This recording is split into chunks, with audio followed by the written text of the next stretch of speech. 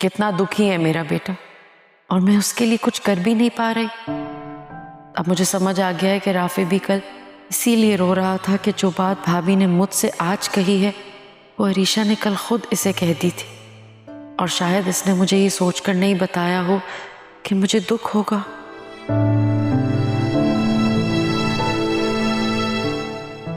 खाना क्यों नहीं खा रही अम्मी? क्या सोच रही हैं बताएं? नहीं, कुछ भी नहीं, बस वैसे ही। अम्मी, आप जो सोच रही हैं वैसा नहीं है। वो सोचना छोड़ दें। नहीं आएगी अरीशा अब इस घर में वापस। क्यों? तुम्हारी उससे कोई बात हुई है? अम्मी, हर बात समझने के लिए बात का होना लाजमी नहीं है। कुछ बात इंसान वैसे ही समझ जाता है।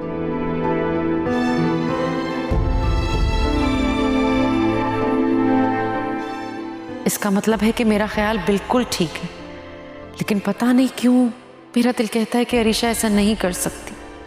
मैं जायशा से बात करूंगी, वो उसको समझाएगी।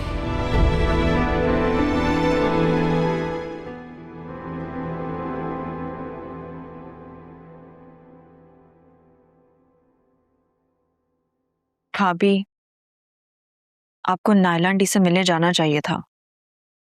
क्यों? एक तो वो ताई अम्मी की फ्रेंड है, दूसरा सुफियान का रिश्ता भी होने वाला है। नायला आंटी को बुरा लगा होगा ना, और ताई अम्मी वो भी नाराज हो रही होंगी। तो किसी को बुरा लगे तो लगे जायशा, जब किसी को मेरी फिक्र नहीं है तो फिर मुझे सबकी फिक्र क्यों होगी?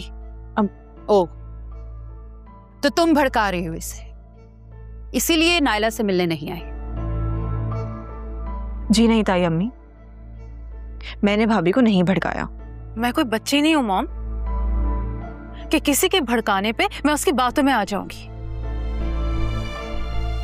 मुझे सब समझ आता है। अगर समझ आती है तो नायला से मिलने क्यों नहीं आई? तुम्हें पता है ना वो मेरी कितनी अच्छी दोस्त है, कितना नाराज होके गई मुझसे।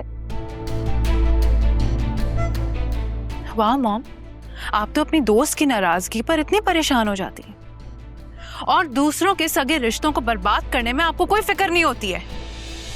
क्या मतलब है तुम्हारा?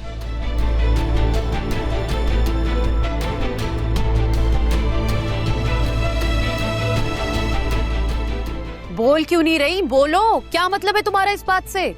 मुझे कुछ नहीं कहना आपसे मॉम, आप प्लीज यहाँ से चली जाएं। सब समझ रहे। कौन तुम्हें मेरे खिलाफ भड़का रहा है?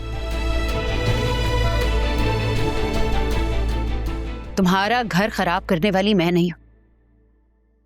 राफे ने ना सिर्फ तुम पे शक किया, बल्कि तुम्हारे बच्चे को भी एक्सेप्ट करने से इनकार कर दिया।